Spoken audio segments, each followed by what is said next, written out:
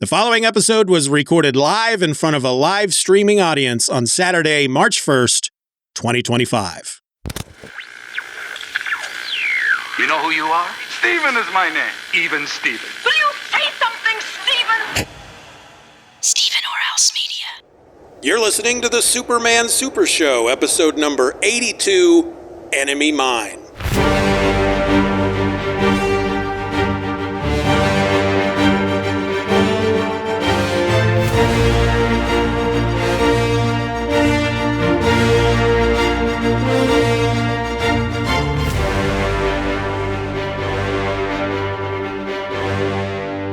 Hello and welcome to the Superman Super Show. I'm a host. My name is Steeven, and 1,000 miles over there to my right is another host, Mr. Ed Moore.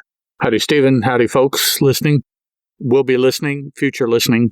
The script distinctly says, Ed says hi. Mm-hmm. All right. I'll So that's the second way that. we're going to play it, huh? Hi. Yeah. What's up? How's it going? Pretty good. Okay, so far.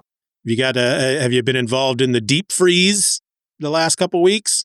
Last couple weeks, but here the last couple days it's warmed up into the mid to high 50s, and so it's getting to be more spring-like, kind of warm and tolerable during the day, but still kind of cold at night. So yeah, it changed really rapidly here. It was weird because it's like we had the blizzard, and then it warmed up, and all that melted away, and everything dried up, and then suddenly, boom, more snow falls.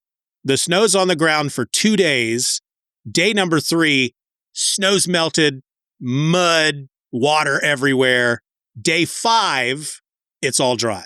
And now I think it got up into maybe the low 60s this week, but I think we're in the mid 40s today. So it's doing the thing. It's doing what we do over here. So any more banter? You got some more banter? Do you have any banter loaded, cocked and loaded?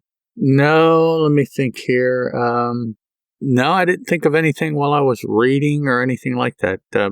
Probably the biggest banner would be a discussion of Brogdignagians, but we knocked it out earlier. Yeah. So no. Brogdignagians. The character that Owen Wilson plays in their first movie, Bottle Rocket, his name is Dignan. Brogdignagians. That could be him. He's not very big. Could be a play on it, roughly. It's hard to say. That's a callback to an earlier episode, folks. Anyway, today we're looking at the Man of Steel number 4. This issue was published by DC Comics on August 21st, 1986, and it is entitled Enemy Mine, which that was a movie as well, right? Wasn't that like Louis Gossett Jr., Dennis Quaid? One of them's an alien. They're trapped on a planet together. Don't they? One of them has the other's children or something. Something like that, yeah. It's been forever. I haven't seen it since the 80s. I'm assuming it came first. I don't know. Yeah, probably. 86, end of 86 here. Yeah, probably. Well, this issue, it was written and penciled by John Byrne. Dick Giordano was the inker. The letters were by John Costanza. The colors were by Thomas Ziuko. And here's what happened in the issue.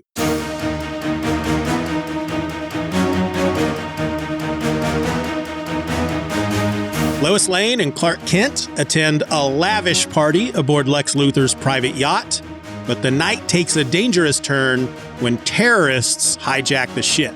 As chaos erupts, Clark is thrown overboard only to return as Superman, ready to take down the hijackers. But the real threat isn't the terrorists, it's Luthor himself, who orchestrated the entire ordeal to test the Man of Steel. When Superman rejects Luthor's offer to work for him, he makes a powerful enemy, one who promises a reckoning is coming.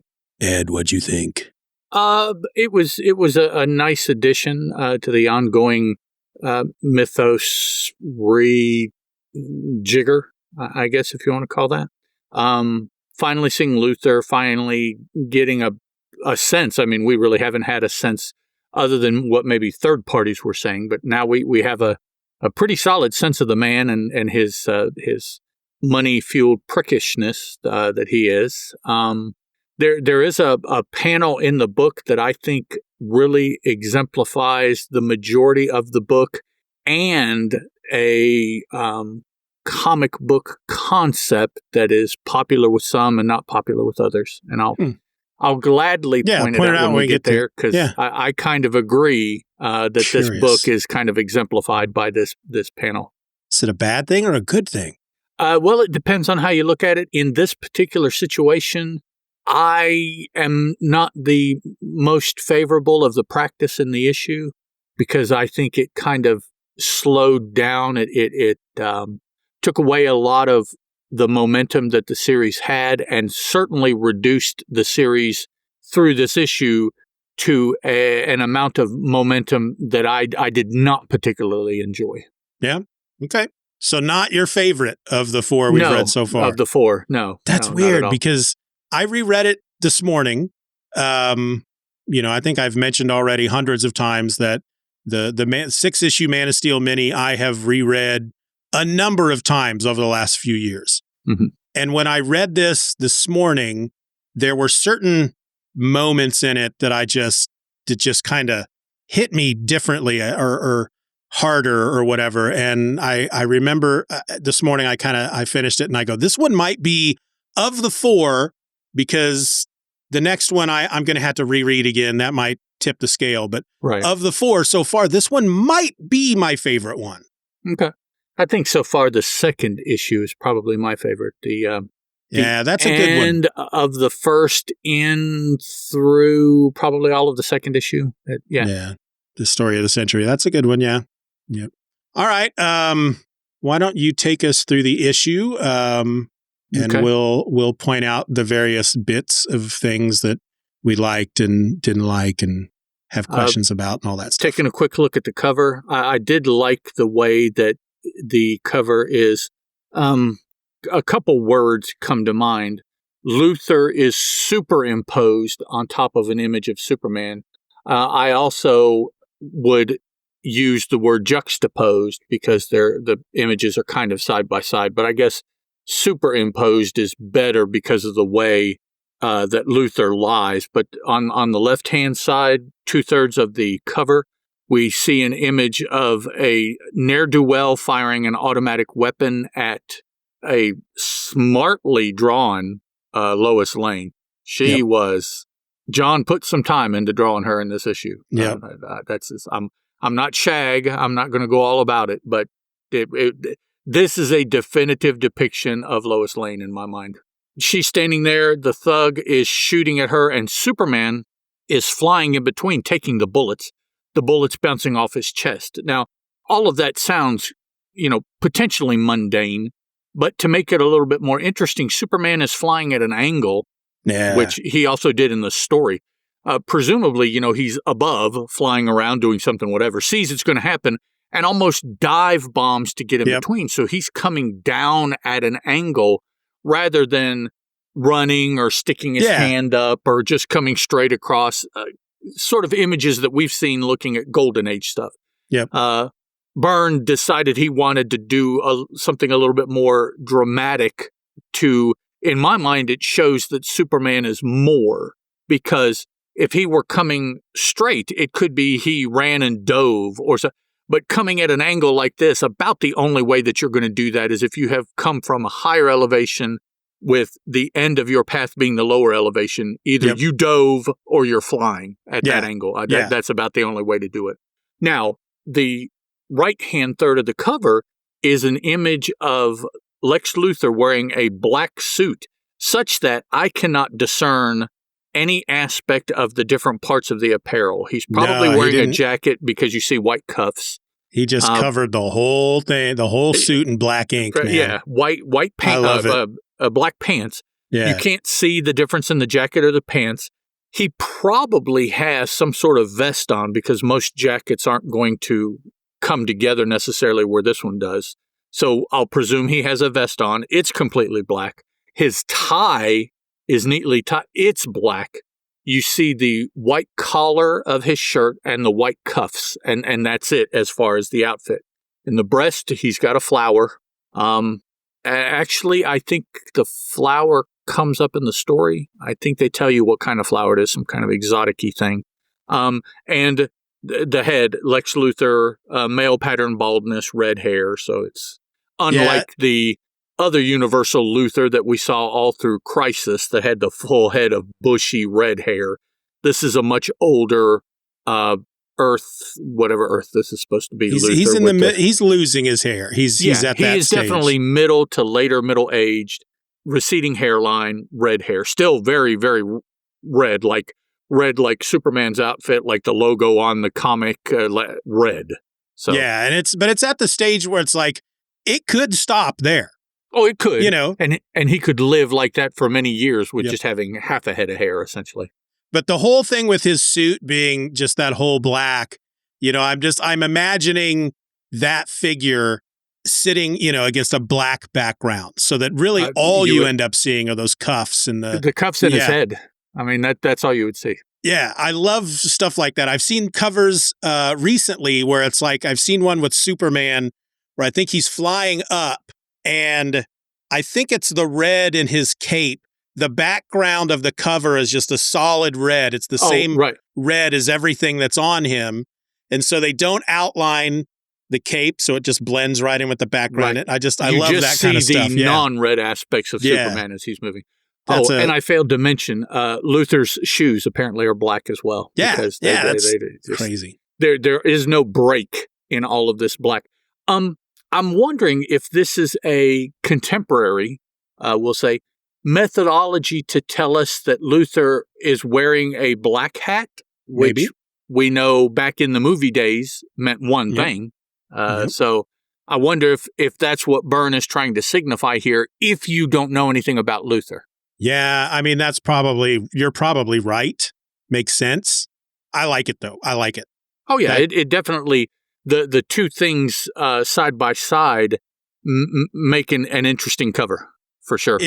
It does make me think of that issue of Alpha Flight where he has Snowbird fighting some monster in the snow, and so I believe the title of that story was Whiteout. Yeah, it's just all white pages with word balloons, and he got pissed that they didn't want to pay him as the penciler for that issue. Right, because well, you didn't draw anything.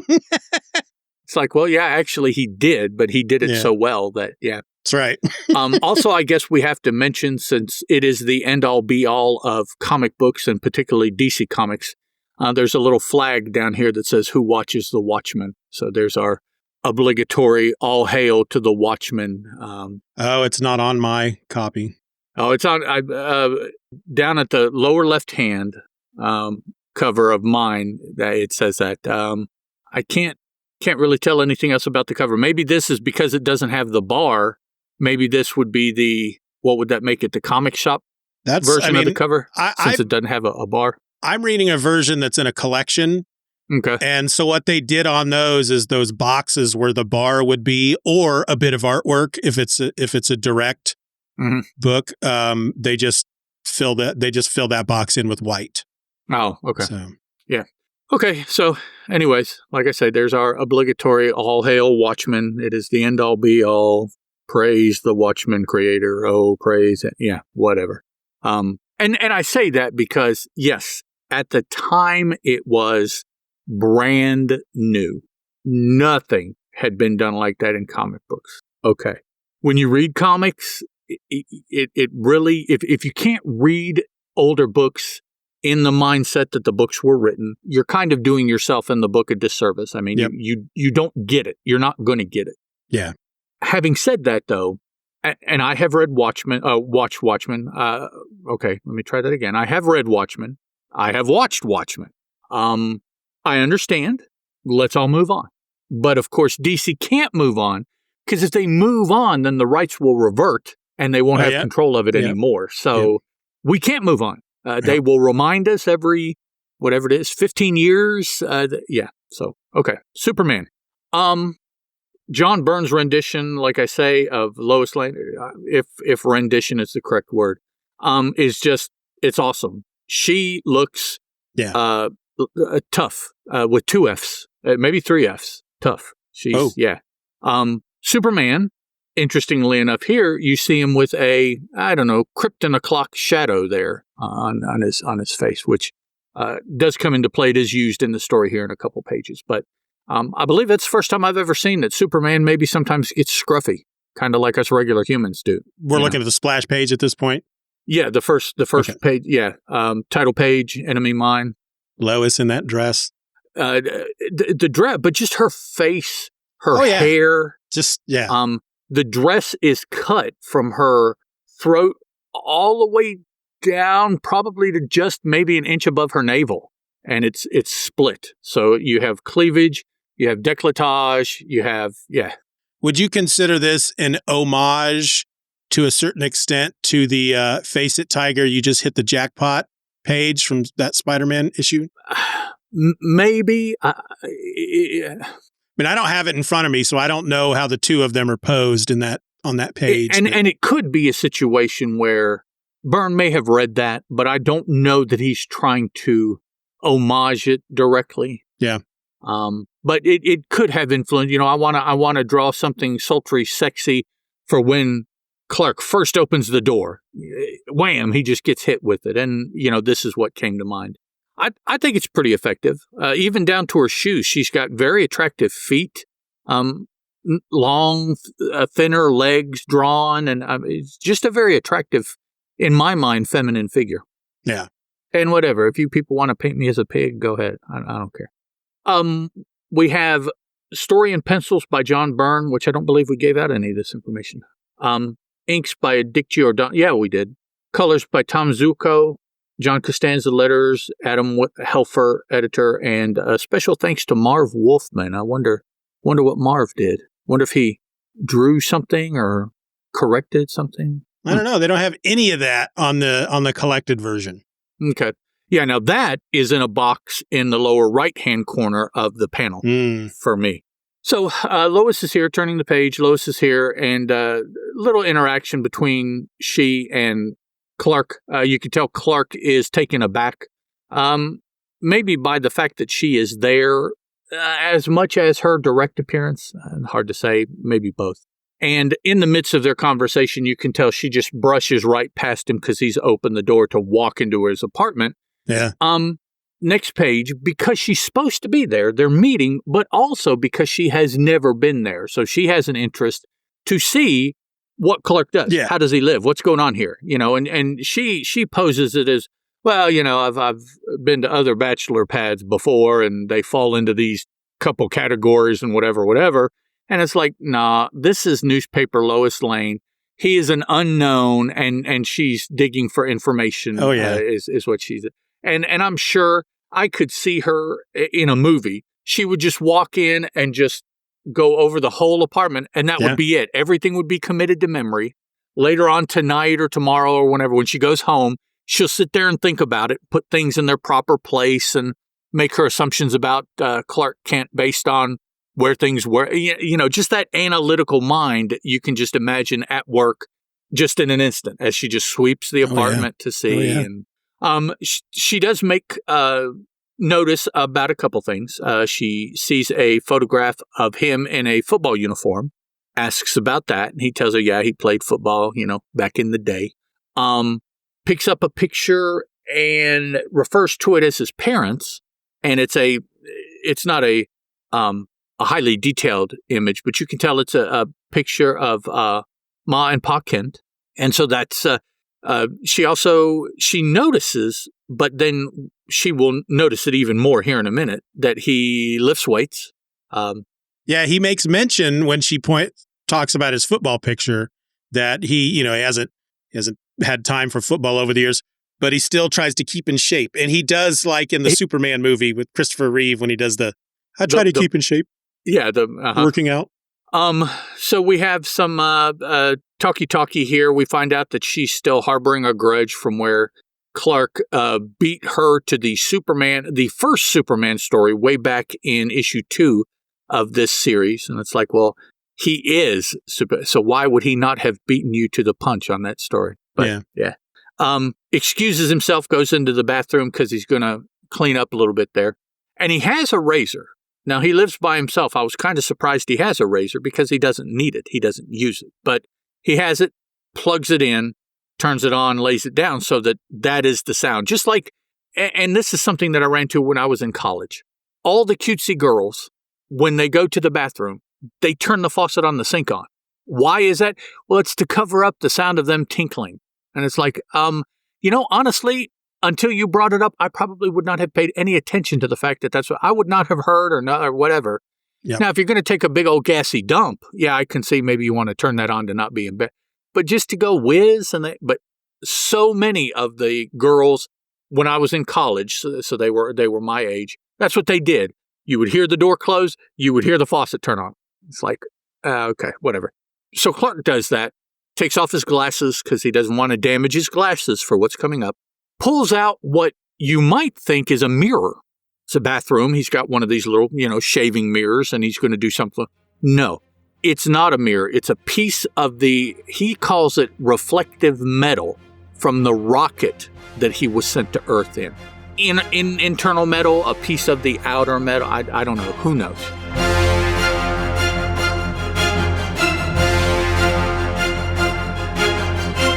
The Superman Super Show will return after these messages. And now back to the Superman Super Show.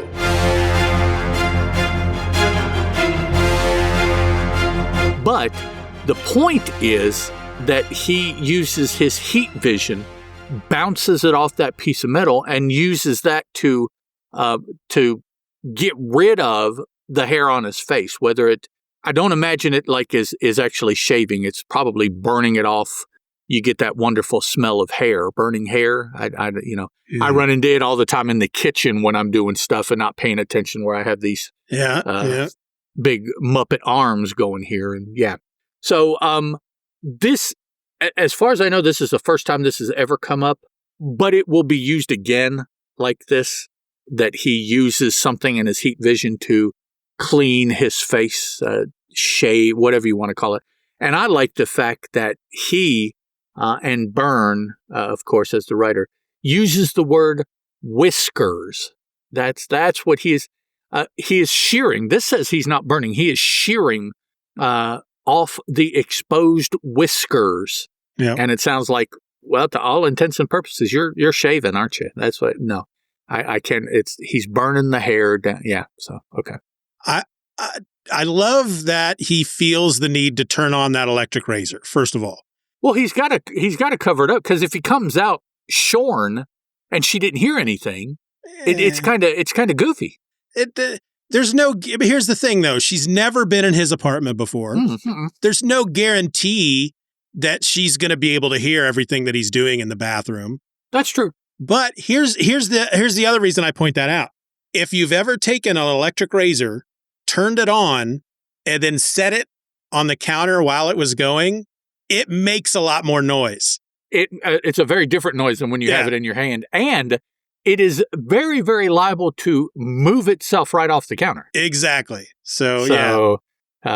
Kind of, well, I don't know. I get it. It's fun because, I think about the first season of Supernatural, for example. Supernatural ultimately is a show about two guys driving around cross country in different areas of the country, every episode, fighting monsters.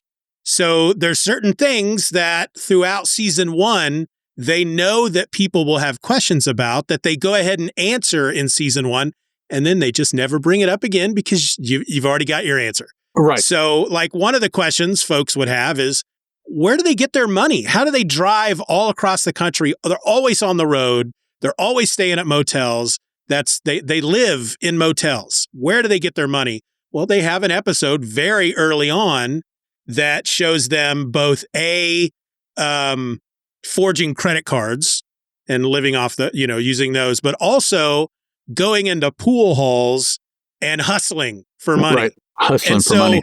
Once that, it may come up one or two other times in the other 12 seasons or whatever, but otherwise it's like, now you never have to think about it again. And that's right. That's what I feel like this scene is here, for somebody who might go, does Superman grow his facial hair? And if so, does he shave it? How can he shave it off? But of course, all it does for me is go, okay, well, if he grows hair out of his face, then does the hair on top of his head grow as well? And does he try to do something similar with a mirror to cut his hair? scary. Yeah, that's Yeah, so that's where I go from there. So Kent comes out all clean shaven and duded up in his I guess maybe it's actually a 3-piece suit. I'm not sure if it's a tux. He looks like he's a best man at a wedding. Yeah, okay, and he's got the squared off bow tie and everything. Yeah. Got the white boutonniere, probably carnation there in his breast. The only thing he doesn't have is the cummerbund. Right, no cummerbund. It's not that kind of party. So yeah. Lois is out here. I don't know, pretending to lift weights because basically, I think she wanted to see how big the weights were that Kent was doing. Is what she's up to. I think she was going through the drawers in his desk. Might have, and she ran over there to the bench, and she heard him turn that electric razor off. Yeah, could be. Then boom, she jumps over here and starts. I'm just over here curling some weights. So they get together. They head out. They're going. They're not on a date per se, but they are a couple. It's kind of one of them and a +1. I would imagine, looking back now, having read the story, Lois was the invitee and Clark was the +1. I would imagine. Maybe they both got an invite. It's hard to say. Back real quick to the weights. What is it that she tells him about? This is almost like the shaving scene, in case anybody has any questions about why Clark looks so buff all the time. I'm surprised you've been able to keep up the physique with such light weights. Yeah. And that's when he's like, oh, well, gee, I didn't even think about that. I guess I need to get bigger weights. For me, I've grown out of those. I haven't replaced them yet. That's all. He's so stoked. Just means he has to do more reps is all it means. He needs to do more reps and he has to do more research when it comes to trying to fool the other people in his life. Head out, go to the elevator, and Lois is like, no, we're going this way. And Clark's like, this way. It goes to the roof. And she's like, yeah, we're going to the roof because there's a LexCorp helicopter waiting, which actually is how she got here. The helicopter gave her the ride here. She went to pick up Kent, go to the helicopter, go to the site of whatever the festivities are. Did they say exactly what it was they were going to yet? No. I didn't think that they said what it was, but my ride picked me up sooner. That was on the very first page. And most of the interplay from when she showed up was between the two of them rather than anything extraneous, what they're going to, why, or anything like that. So you kind of get an indication that something is going on because it's a LexCorp chopper that brought her and is waiting for her with her +1 to get back on board to go wherever. Yeah. So they take off. A little discussion here. You find out a little bit more about Luthor before we meet him. Having the helicopter just flying around willy-nilly, having it land on top of this house, having it, do some other things. Clark questions the legality of all this. He's very concerned. Lois kind of blows it off with a, well, it's Lex kind of answer. He feels that he has bought Metropolis. I believe there are large portions of Metropolis that don't agree with that. And we see a fine situation here, which I was glad to see, that some important people don't believe that Luthor has bought Metropolis. Yeah. So we fly off and we see that they're heading to a huge, this ship is beyond a yacht. It's more an ocean liner in my mind than a yacht, like the size of one of these big cruise ships now that you see advertised on TV. That's his yacht. Yeah. As the helicopter's coming in, you see a big helo pad here, so you know exactly where they're going to go. They land, disembark. They're caught by, he doesn't have a name, but I thought they gave his name, but they shouldn't know his name. An attendant who grabs them and ushers them, Mr. Luthor would like to meet you over here rather than going to mingle with the rest of the guests wherever they are. Playing by the pool or doing the big tree zip line, or who knows what they're doing on this big yacht. I get the impression that this whole thing is a make an appearance kind of gathering. Luthor flexing with how much money he has, and everyone else there to kneel at the foot of Luthor and worship his money. Which I say that's interesting. That's kind of the same situation we have in the White House. I'm sorry. Well, and they're discussing on the helicopter ride because Clark brings up the rumor that her and Lex are a thing. They're an item. They're hot and heavy. And she dismisses it. She explains to Clark that Luthor is a collector, that he is only fascinated. He wants her because he can't have her. She doesn't want to be with him. So that makes her, she's a star reporter in Metropolis. He thinks he owns Metropolis. So to him, it makes sense that he would have somebody like Lois on his arm. And the fact that she doesn't want him makes him want her even more. Typical story. Yeah. Doesn't necessarily have to be a rich man, but it's a man of some value, more so in whatever measure than the woman, even though she may have value in another avenue. Yeah. Somebody used to getting what they want. Right. Can't have her is the reason of the pursuit is that one of the people is saying no. That's the whole reason for the pursuit. It's to conquer. So that's, according to Lois, that's what's going on between she and Lex. I suspect Lex probably does have feelings for her, more so than probably anything else in his world right now. But so they go over here. They're ushered over here to the great room, the stateroom, whatever. If you hang out here a minute, Lex will come in. Be more than happy to talk to you. He wants to see you. Now, at the bottom of this page 7, what is this bottom panel? How would you describe this bottom panel? With their floating heads? Talking heads. Yeah.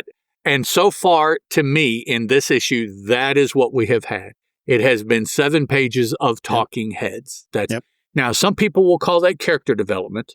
I'm not going to disagree with that. But I read comics to escape, and my form of escapism is superheroes, and that has had nothing to do with these first 7 pages. There's a lot of exposition here, yes. First 7 pages are yawners. Let's see here. Let me flip quickly. And we learn a couple of things, but they're not, we learn how Clark shaves. We learn how he bought the wrong weights. What end? To what end?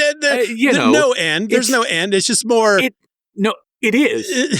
The end is to give the true fanboys something to chew on. Yeah. And people who aren't that into it are like, oh, okay. 11 pages before any action actually occurs in the book. And I didn't flip on through the book to see. I think it's a 30-page issue, so there's probably 25 pages of story, 26. Half are talking half. Yawner. Come on. This is Superman. Let's have him do something. Well, I think I have said in the past that I almost feel like the Man of Steel miniseries that Byrne's troop, he was ready to get to Superman #1 and start telling stories about Superman as an established superhero. Mm-hmm. It's like he knew he had to do this origin story. He knew there were certain things that he had to say. There's certain directives from DC that he had to do and things he had to change. And so it's like, all right, we'll do this miniseries. But I've never, when I first reread it back in the 2000s, I think is when I started to feel like, I don't think he had his heart into Man of Steel as much as he does with the books afterward. Like, this is just something I have to do. I have to do this so I can get to the shit that I want to do. And I think we might be seeing some of that in this issue here. Having said that, this is and it's an ongoing thing. It still is occurring with books coming out today. Somewhere along the way, creators of comic books fed their readers in such a way that the readers moving forward always expect to be fed that way. You can't start a story without an origin issue, without an origin. And I totally and completely disagree with that, because I can show you any number of movies, TV shows, prose, any other kind of format that you can think of that we are dumped in. Yep. And we either learn or it's not a big enough issue and they don't even address it as we move forward. Comic books, they got in the habit at some point of spoon feeding us. Well, this is who he is, and this is what he does, and this is where he's from, and it's like, to the extent that how many frickin' Spider-Man movies did that? Yep. We've had, 5 actors, and 4 of them had, it's like, come on, and just get to it. A novel. Show me a novel that opens up with the birth and training and development of the protagonist. Yep. There aren't many, and there's certainly in the books I read in the fantasy realm, very few. We run into fantasy people well into their life, and how they learn to wield a sword or how they learn to practice magic or what never comes up. The story is about them here now, moving forward, and that's what you read. And if you don't like it, put it down and pick up another book. But comic books are like, oh no, we have to show everything about the origin. And it's like, no, you don't. Now, perfect example, Wolverine, Marvel Comics, years and years and years. And I still think that one of the worst moves they made was to go back to his beginning. Yeah, I agree. Because it took away from the character that they had been using because they had done all of these magnificent things with him. And we were never shown where he started, why, how. Little hints, little pieces. Maybe somebody would go back and throw a bone out there just enough to keep you interested, But it was not a thing that we have to go back and we have to show where Logan came from and his parents. No, and when you don't show that and you have the character around for so long and their past is shrouded in mystery, then fans of the character start coming up with their own ideas. Right. Wouldn't it be cool if Wolverine, this is blah, blah, blah, blah, blah. So then when they finally tell the story, a lot of times it's not even close to what a bunch, most of their fan base was imagining for themselves. And so then it's like, Yeah. So, I guess it doesn't take away on who he is now, but still, he's not as exciting anymore. I know, because okay. So I don't think it's necessary to have gone back and shown all of this preliminary Superman stuff. In the Golden Age, have we even remotely seen anything like that yet? Well, no. The only reason, because I agree with a lot of what you say, I'm a firm believer that if you're going to do a Superman movie, for example, and there hasn't been one for a decade or more, then I have no problem getting a prologue of an alien couple on an alien planet. Their planet's about to explode. They throw their baby in a rocket and it lands on Earth. Boom. And then you can show various things from the dude's past throughout the rest of the movie and further movies. That I like that kind of stuff. The Spider-Man thing, I don't get that at all. It's like, we just had a Spider-Man movie. Why are you telling his fucking origin again? We know it. It was a different actor, yes, but it's the same character. So, nothing changed. With Man of Steel, on the other hand, they were rebooting the entire continuity of the DC universe. So I get it for Superman. Well, I get it for a lot of the characters. They didn't do it for a lot of them. They did it for some. I don't think, though, that his origin needs to be told every 5 years, maybe every 25 years. I think Superman is just one of those characters that you, just like Batman, all you need to know is he's an alien whose planet exploded and he was raised by people on Earth. Bam! He's got superpowers. Go. You don't need to get any deeper than that. Same thing with Batman. Rich kid, parents got murdered. He doesn't have superpowers. He poured all his money and his obsession into doing war on crime in Gotham City. And he dresses like a bat to strike fear into the hearts of criminals. You don't need to go any deeper than that. But I think I have to imagine that there were, like you said, the Superman fanboys were probably, there's a lot of people reading this and was like, that's how he shaves. And I may have, I'm sure that when I read this back then, I was like, oh, that's cool. I never thought about that before. But I probably never would have thought about it. Right. Had they not put it in the issue. But still. If they hadn't brought it up, it wouldn't have occurred. I I wonder how. Yeah, it's like I get what you're saying. We're 7 pages in.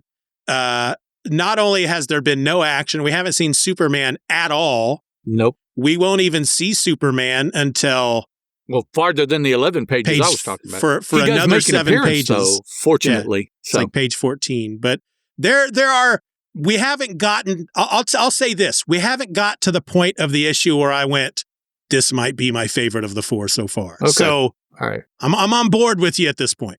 So we see Luthor finally makes definitely his first full-on appearance in the miniseries. Yeah. So we're a third of the way through the 4th issue, and the antagonist of the series, presumably, finally makes his appearance.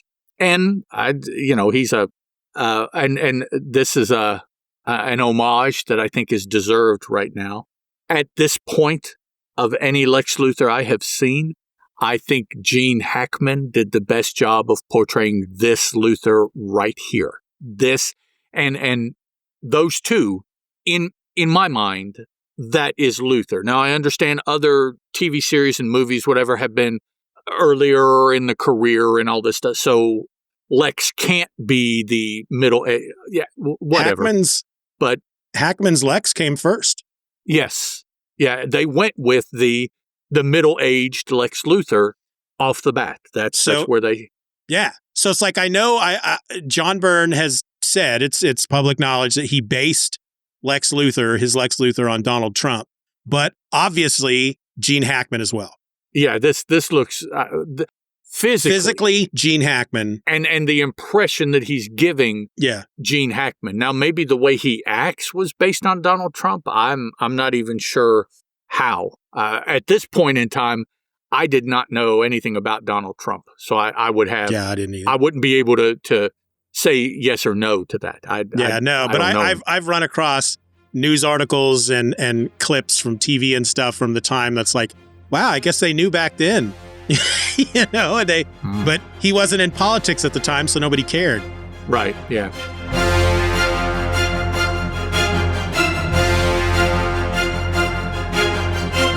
The Superman Super Show will return after these messages.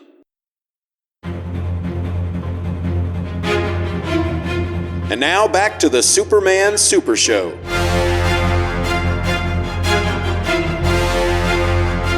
So we have some interaction here between he and Lois, which sets the tone between those two characters.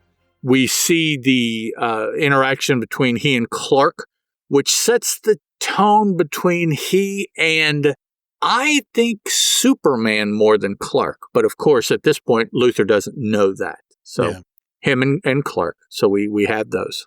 Then we have the, what is this? A double bubble ad right next. Probably not in your version. No. And also an ad for probably one of the greatest series to ever come out of mid-'80s DC Comics. The 26-volume Who's Who definitive directory of the DC universe. I always like those things. Oh, man. Yeah. Those are ads that are in the actual book. All right. So, I don't know, Steven, you tell me. More talking heads between Luthor and Clark and Luthor and Lois, and then they're interrupted here by, what's her name? Yvette. So you tell me, is there any... Clark or Lois? Geez. 3 names, and I grabbed the 2 most incorrect ones. That wasn't it? Yeah. Lex asks Clark to leave because he wants to talk to Lois about something personal. And I don't think they ever got to that because he tells her that she looks wonderful in the dress. And he kind of makes this offhand remark that he's glad that he gave it to her as a present, which just freaks her out. She knows that the dress came from him, but she was under the impression that he was letting her borrow it for the evening. And she's more than happy to do that, but she won't take gifts from him. She spent $100 on her hair so her hair would fit the dress. And now that she's found out that it's a present, I think she mentions to Clark at some point that she's been looking forward to this thing for months and Lex just ruined it. And that's when she calls Clark into the room. It's a $5,000 dress too. So, And I'm she not does sure look she does look pretty good at it. it does fit her rather well. Yes. She calls him back in, and now this was amusing.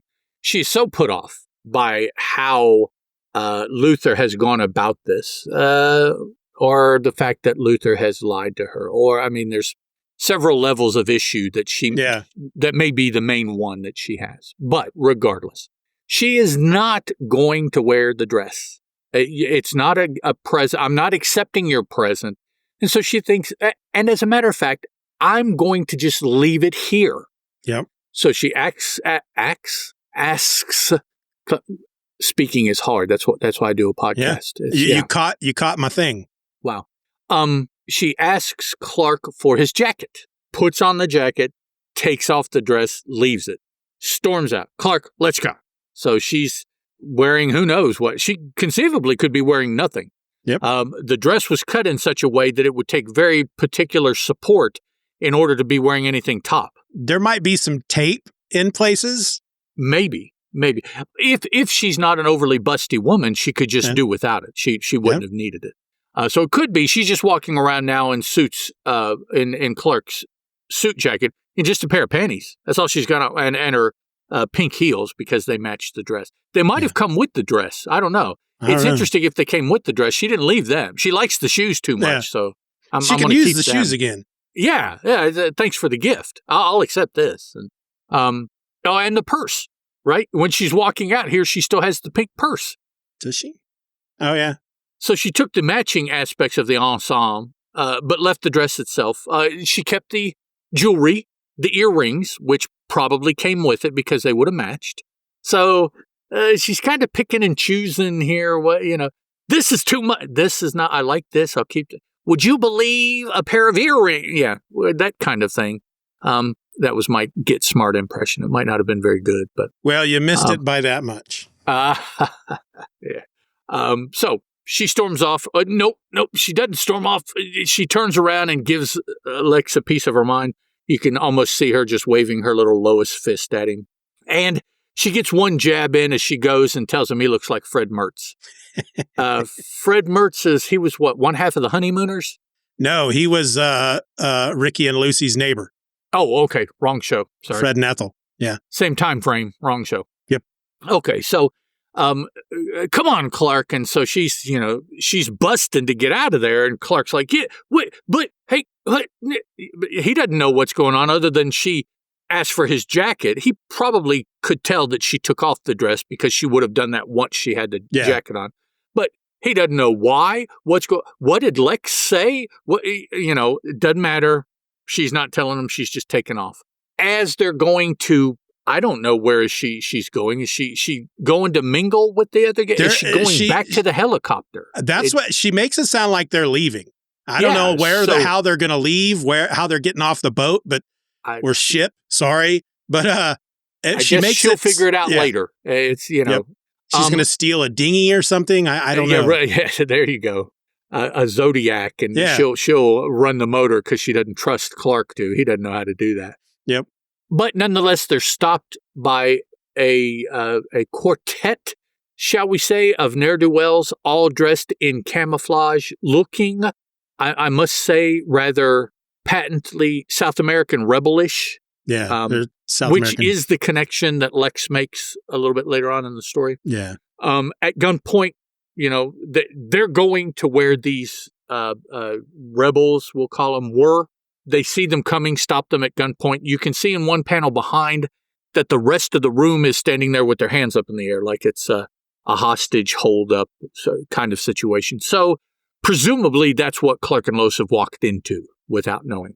I love this page because this is where, even reading it this morning, this is where the first little ting kind of went bing into my heart. I just love that, the page is ultimately divided into 3 rows. You got the top row of panels, which is Lois calling Lex Fred Mertz and then storming out. Clark is being typical Clark. Lois, that closing shot was kind of a low blow, don't you think? Right. And then in the second row is one long panel she runs smack dab into a machine gun. And then the very next panel, Clark is between her and the machine gun.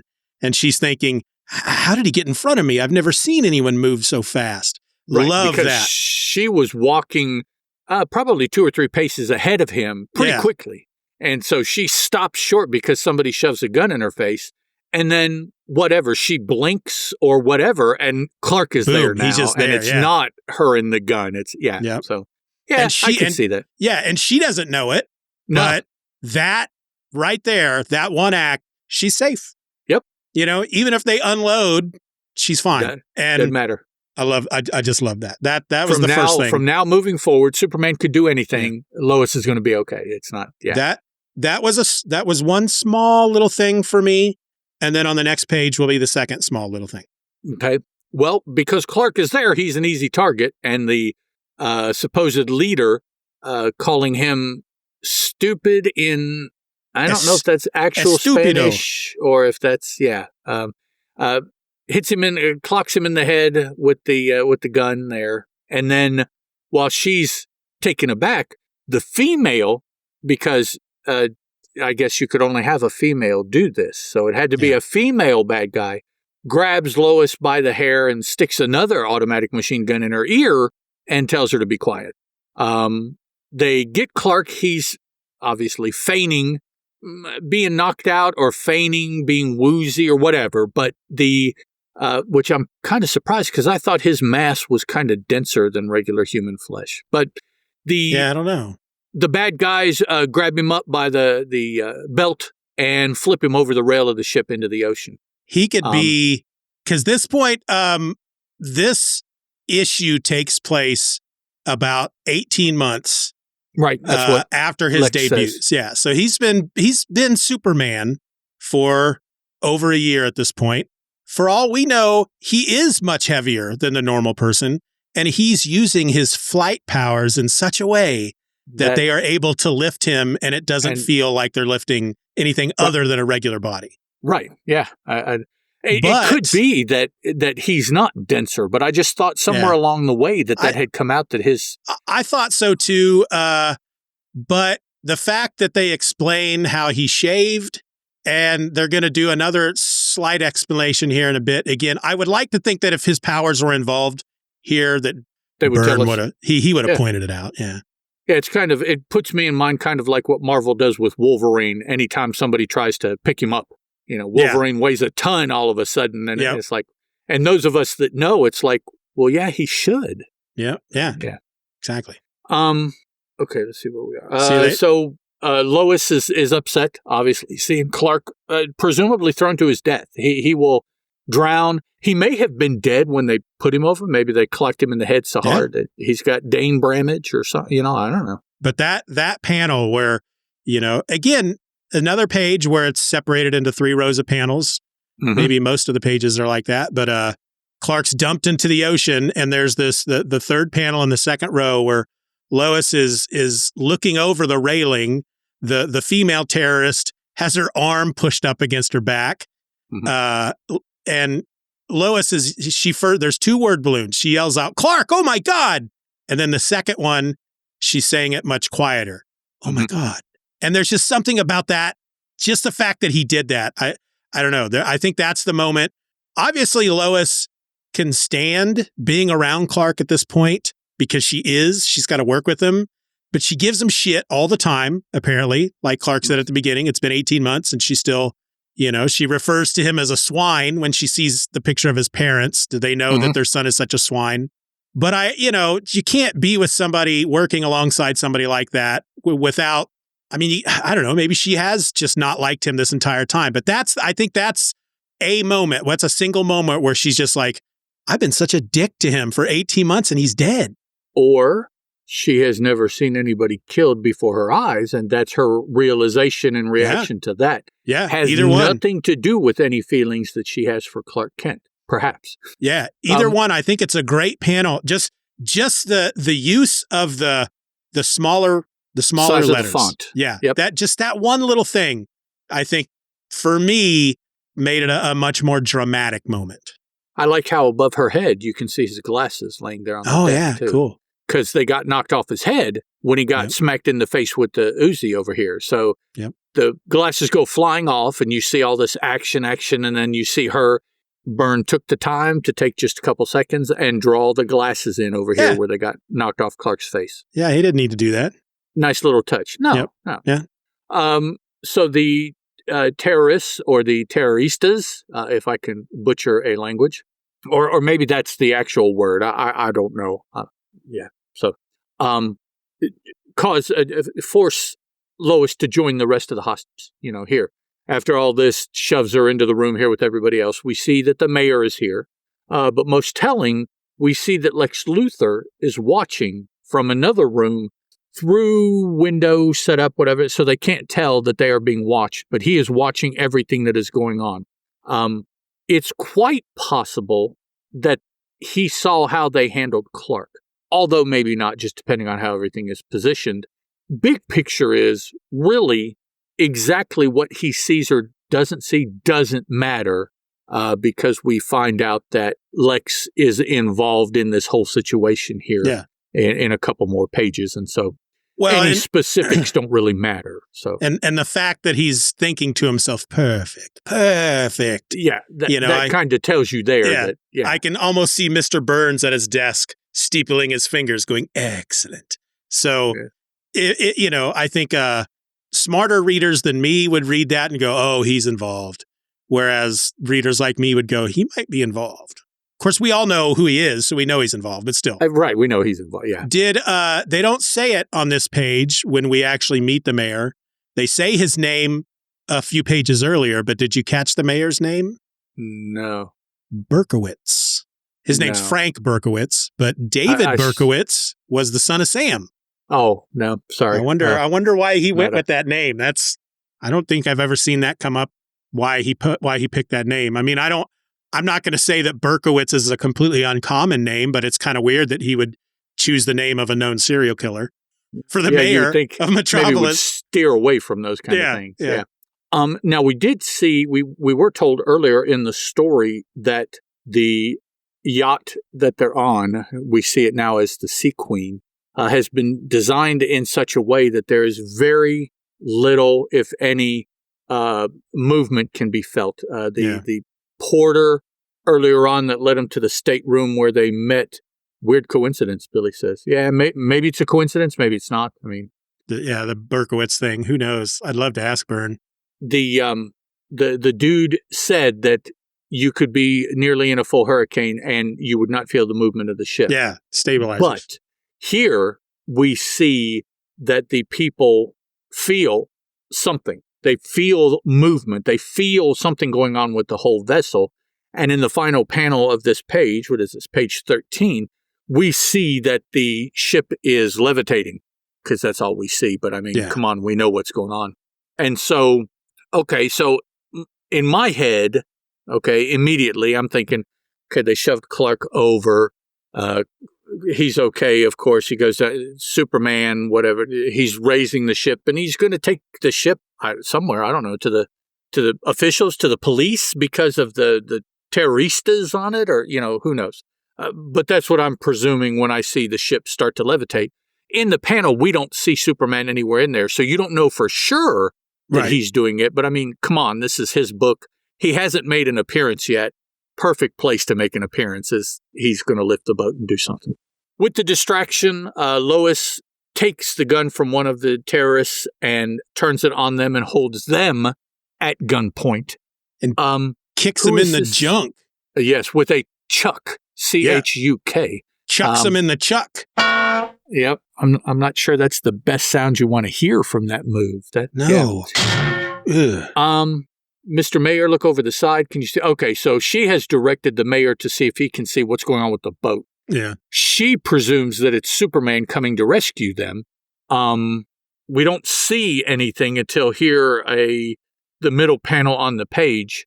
And we do see Superman. He has raised the entire vessel. He's flying with it. And he is taking it to, what do they call it? Shangri-La. Oh, my. Yeah. Luthor's private island. Little on the nose there to call it Shangri-La, but which was the destination of the boat to begin with. That's where their little cruise was going to go, was to his his pleasure island. So they must have already been closer. Yeah. Not that lifting that boat still isn't impressive, but. Yeah, but as he's in that panel there, we see him under the boat, he's thinking to himself, odd that things seem to weigh less when I'm flying than they do when I'm on the ground.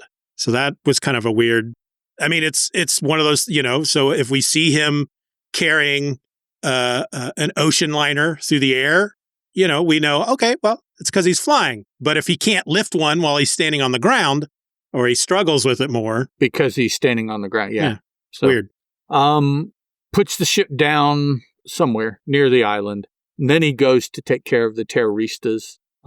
Lois is holding them down by shooting at them and causing them to have to drop to avoid being shot. Until this is something that came up this past Thursday night as I was watching the 4th episode of the 3rd season of Jack Reacher. Oh, I got to start watching that. And that is, you never turn your back to the bad guy, even to protect a friend. Lois has turned her back to one of the terrorists, and he gets the drop on her. Here is the image that is played with on the cover. Now, it's done completely differently here. In my mind, not as impressively, I don't think. But I agree. The front cover, we're looking at it from behind the terrorist. Right, from Superman and Lois's point of view, or from the terrorist point of view. Yeah, we're looking over his shoulder, the terrorist shoulder, and in this version, we're looking over Lois's shoulder, basically. Yeah, so, Superman darting in front of her, blocking the bullets. Yeah, it just, I guess because it's so much back, you see the back of so many people, it's not as impressive, I don't think. Yeah. So he saves Lois, and then the next 5 panels, which is the top third, top of 3 lines on the page. And it's almost, I envision it almost like a Pac-Man kind of thing. Yeah. He's grabbed the gun of the terrorista and he's breaking it.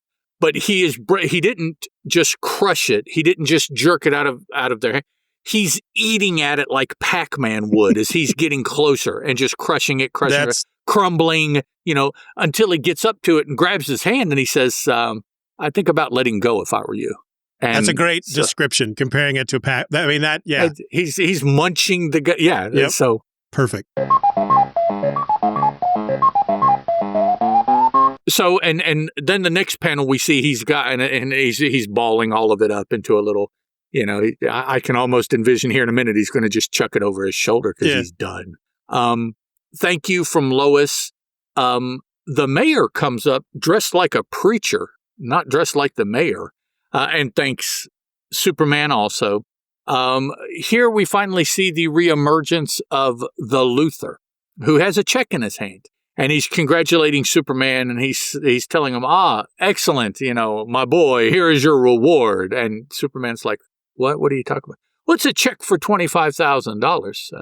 Luthor tells him, it's a retainer. You're on my payroll now. Enjoy. Presumptuous bitch. He is just way out there. And Superman's like, yeah, I could. Here, for the first time, I think of what's his face that was Superman in the first movie. Christopher Reeve? Yeah. In his acting and his playing it off, kind of chuckling at Luthor about, oh, no, that's not, it's not how I do it, or you don't have to do that. For some reason, the image of his face with that smirky kind of look is who I saw when I read this. And you can see the Superman drawn here by Byrne is kind of smirking also. Yep.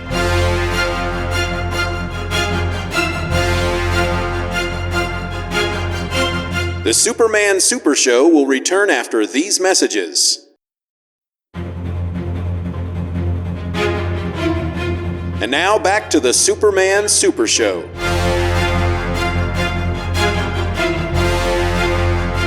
He's telling Luthor, there's a misunderstanding. I'm not for hire. And of course, Luthor is like, oh, nonsense. Of course you are.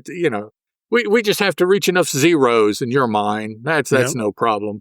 But Superman keeps up. No, he's not, you're not going to buy me. In the midst of their conversation, Lois jumps in with some observations that she has about where have you been? How did the bad guys get here? How did they get the jump on your security people? Speaking of which, where are they? I haven't even seen them anywhere. And Luthor's like, oh, they were just waiting. We kind of got word that maybe, kind of something was going to happen. And so I just had them hanging back. Basically, the conversation is that Luthor, well, he is telling them, there's more to it than this, but he's telling them that they were bait, essentially, is what it is. He was using the people on the yacht to draw out the supposed bad guys. And once the bad guys revealed themselves, his security people were going to jump in and everything was going to be fine. Lois doesn't believe it. And of course, anybody that knows Luthor doesn't believe that. Luthor set up the whole thing. I mean, just all of it. More talking head here between, we got Superman, Luthor, Lois, Superman, Mayor, Luthor, Mayor, Superman, and then a nice image of a pissed Luthor. Talking about putting the different pieces together, Lois as the investigative reporter, Superman kind of as Clark Kent would do it, but he's as Superman, putting all these pieces together, presenting the pieces to the mayor, and the mayor is like, now that you mention it, that is kind of, no, that's, the outcome is that the mayor believes that Lex was more involved than what Lex is saying, and he tells Superman to take Lex into custody. So that is the image of the pissed off Lex there that we see. Next page, 2 panels, and I wrote this number down because I wonder if anybody ever uses anything with this number ever again.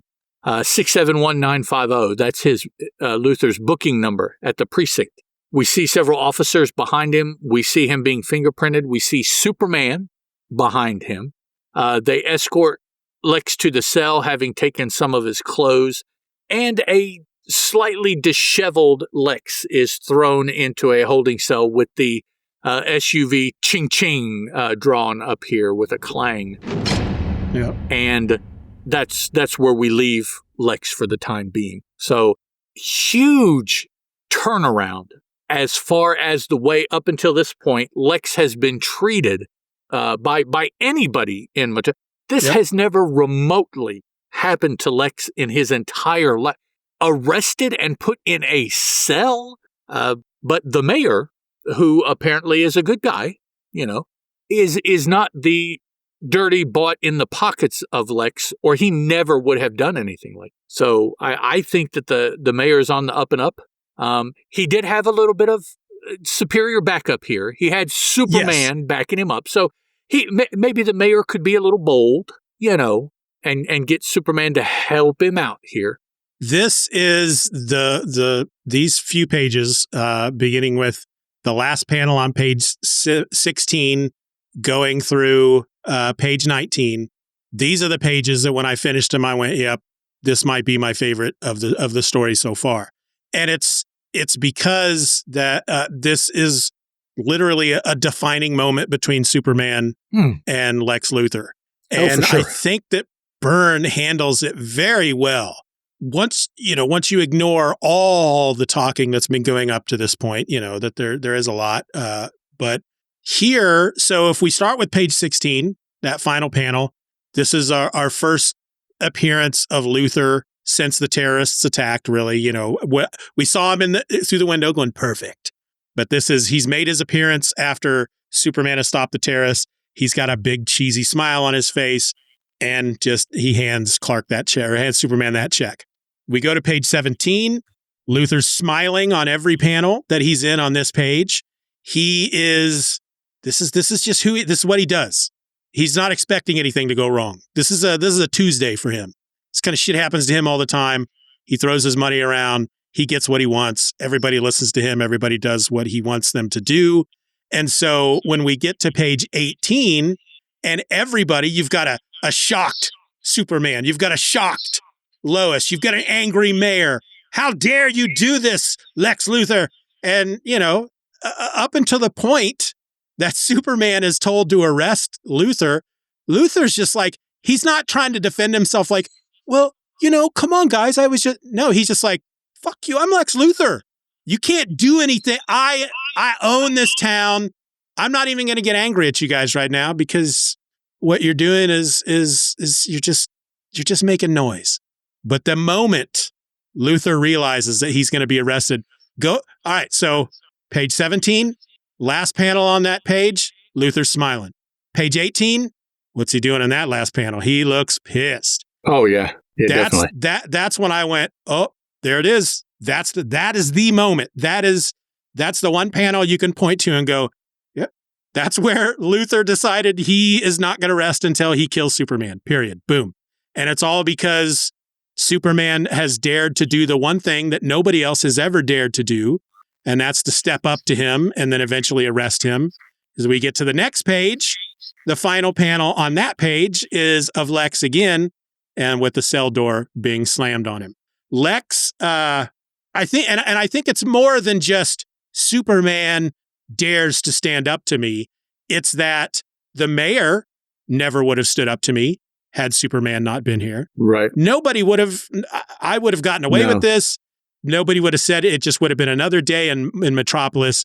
But because Superman is now here, I may not actually be the most powerful man in Metropolis.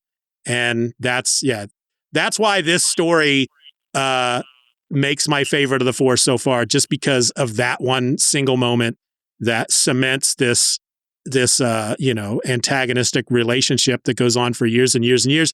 And he doesn't tie it into Superman's ultimate origin like a lot of rebooters do. They got to make Dr. Doom be on the ship with the Fantastic Four when they go through the cosmic radiation. They got to have some gangster be in the way when Batman first goes out to do his thing and turns him into the Joker. They got to tie that arch villain into their origin somehow, and that's not. I mean, Superman's been Superman for almost 2 years now, and it's just now that they're antagonistic.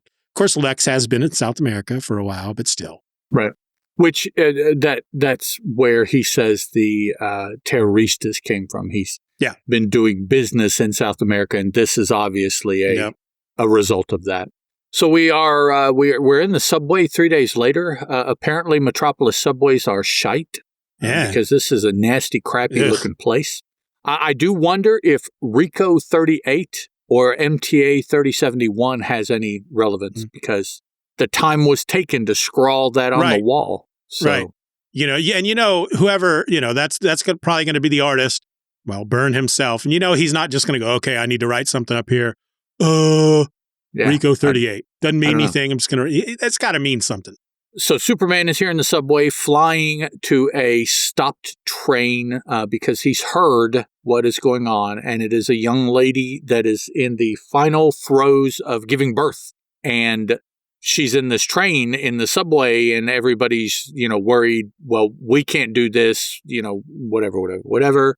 So he rescues her and takes her to a nearby hospital.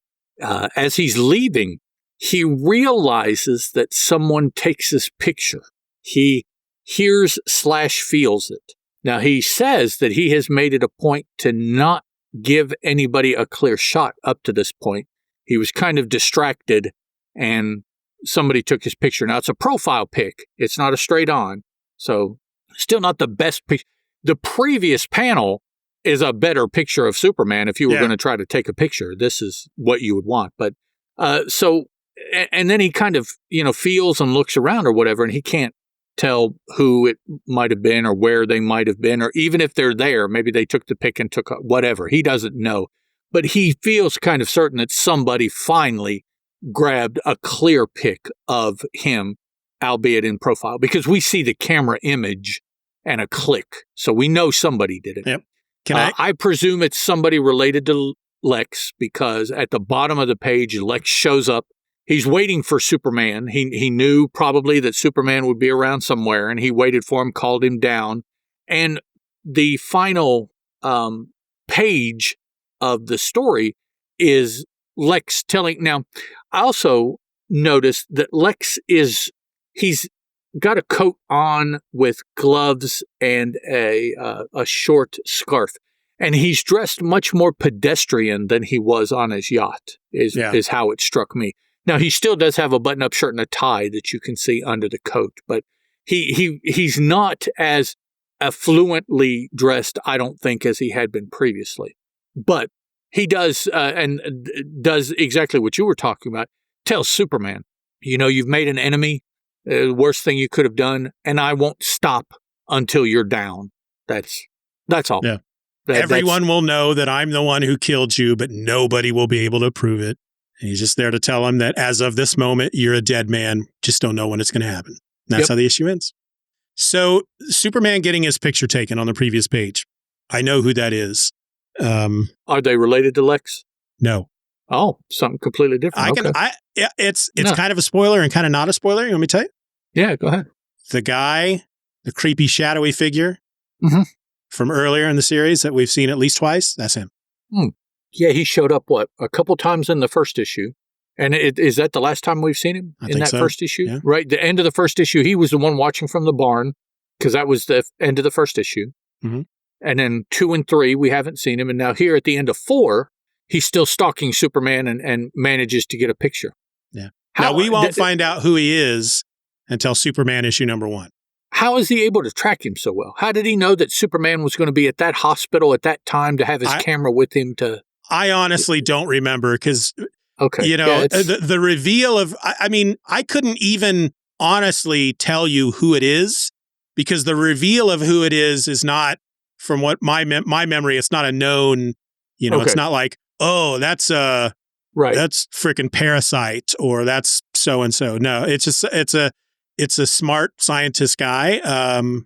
He is the reason another villain comes into Superman's life, but yeah. So because I want to be able to tell you this is who it is because I don't want it because it's going to be a letdown. I mean, honestly, it's like okay. Well, no, I mean, whoever it is, that's cool. He's pretty persistent. Yeah. I kind of wonder why Byrne didn't do anything with that concept in the second or third issue. Just once an issue, drop a exactly. Here, look, it's but and maybe if you ask John Byrne, maybe in the second and third issue, in some group scene, he would tell you, oh, it's this dude, this one right here. But I don't know. I may have to. Maybe it's always the dude that has the black trench coat with the fedora, or I don't know, always wearing the glasses or something. Who knows? Yep. But okay, well, it filled in some issues of the storyline, some elements, I should say, not issues. I don't know. The not having a dog in the fight before the series came out to say, oh well. This is different and this is different. And I like that better than what they did before. And, just reading this series on its own, okay. It's doing its job, I suppose. So this, I would assume then, for looking at the 4 issues that have come out so far, this is probably the one you like the least. Yeah, probably. All right. So far. I think as far as an issue that, if you're looking for excitement and action and adventure and fun and daring do and superhero action, this is not the one you want to be looking for. This is well, I would say that about the whole series so far. Yeah. I agree. If that's what you want from your Superman, this is not the place to start. Don't tell somebody, oh, you need to read this first. No. Really, I tell you what, when we get to the end of the 6th issue, I'm really looking forward to hearing your thoughts on that one. Okay. Do you have a favorite moment or favorite scene that we haven't talked about yet? I probably my favorite panel would have to be that of Lex Luthor when he realizes Superman's going to take him in. Yeah. As the panel is a panel. It's a straight on face shot of Lex Luthor, not in a good mood. So the panel itself is it's John Byrne artwork. I mean, it's a beautiful picture, but seeing the man and watching what led up to it, and then that being the culminating point, I think is what puts that in my memory is what led up to that, and then this was the end result. This was the realization of what was going down. And we do learn here on this final page that because Superman says to Lex in a very unnatural way of speaking. They probably could have done this a better way to reveal that Luthor was only in jail for 2 hours. Because when he sees Luthor, he says, "Luthor, what do you want? I thought you'd still be conferring with those lawyers of yours. The one who had you back on the street in less than 2 hours." Yeah. Especially since this is a week, 3 days later, 3 days after he was arrested. So, and I mean, that's anybody with that kind of money. We've seen that everywhere we've ever seen that situation is if you have enough money, the more money you have, the sooner you're out on the street. Is what I have taken away from that over the years. So I have no money. That means I would stay in jail. I would not get out, so.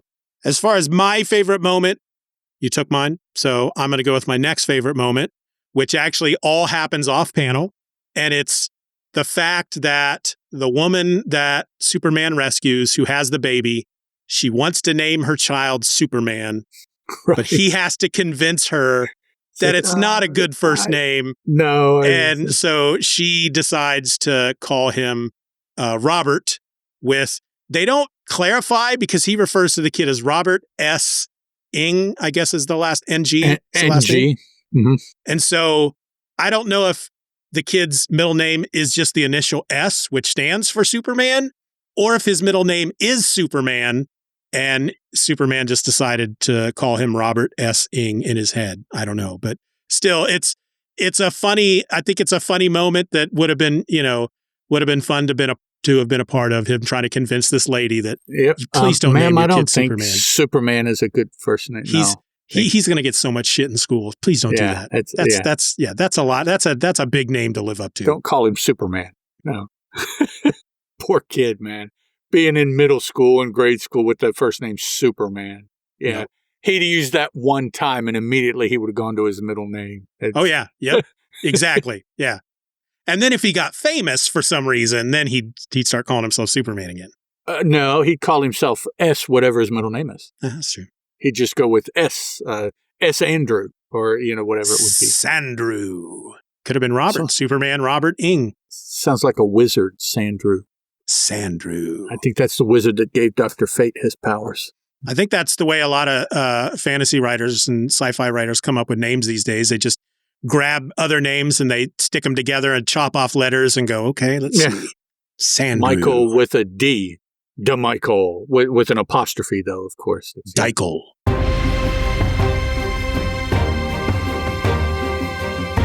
All right, so in our next episode, Lex Luthor's obsession with Superman takes a twisted turn as his scientists attempt to clone the Man of Steel. But the experiment goes horribly wrong, and the result is a strange, misshapen duplicate with Superman's powers and memories, but none of his understanding. As the bizarre doppelganger begins acting in Superman's place, even saving Lois Lane's sister Lucy from despair, the real Superman is forced to intervene before his secret identity is exposed.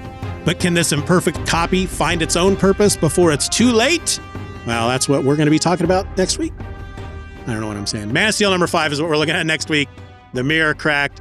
Ed, have you looked forward at all? Do you know who this bizarre clone of Superman is? Sounds like Bizarro, but I don't know if that's who it's going to turn out to be, but that's... We'll find out next time. Any last thoughts before we wrap this sucker up? No. All right. So until next time, folks, I'm Steven, that's Ed, and this was the Superman Super Show Post-Crisis Edition. Bye. Ciao.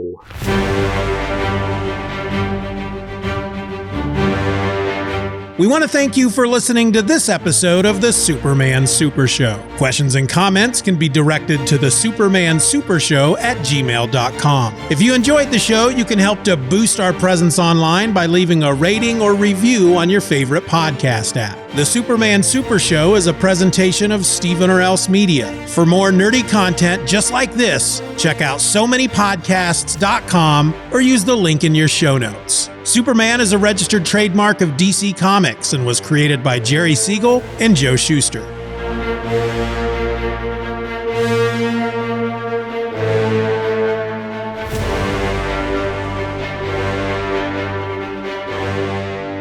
Superman is a copyrighted feature appearing in Action Comics magazine. Oh, but wait, there's Superman. He'll save us. Superman! Superman! Wait, where are you going? Oh, to hell with him. We'll have to deal with these marauders ourselves. Till next time, folks, I'm Steven. That's Ed. I hit my mic when I did that. I'm going to do that again. Dunk. Hey, folks. This is me podcasting. Now you sound like Stephen Kong.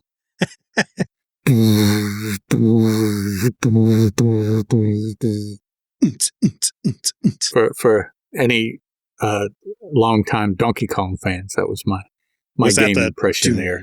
Yeah. Yeah.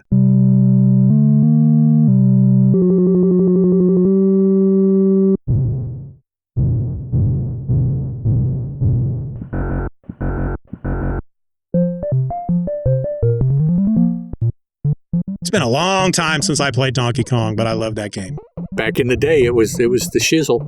See, if you were a guy who watched Family Guy, you'd have seen the episode where Peter builds a live-action version of Donkey Kong in front of his house to show his kids that it can be done. Okay, cool. Sorry, not a Family Guy fan. That's all right.